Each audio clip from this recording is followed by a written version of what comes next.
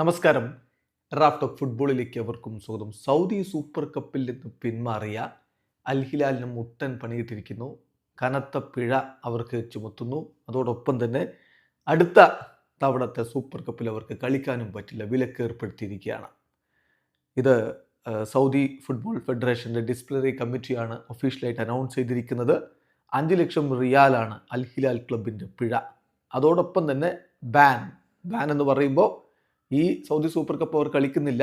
അപ്പോൾ അടുത്ത next edition Saudi super കപ്പിൽ അവർക്ക് കളിക്കാൻ പറ്റില്ല. അവർക്കെതിരെ ബാൻ ഏർപ്പെടുത്തിയിരിക്കുകയാണ്. ഇതിൻ്റെ കാരണം നിങ്ങൾക്ക് അറിയാവുന്നതായിരിക്കും. കാരണം സൗദി സൂപ്പർ കപ്പ് കളിക്കാൻ അൽ ഹിലാലിന് യോഗ്യതയുണ്ടായിരുന്നു. അവരാണ് സെമി ഫൈനലിൽ അൽ ഖാദിസിയക്കെതിരെ കളിക്കേണ്ടിയിരുന്നത്.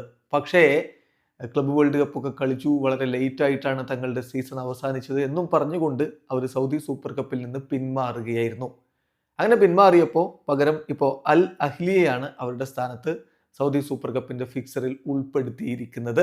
അൽ ഹിലാൽ പുറത്താണ്.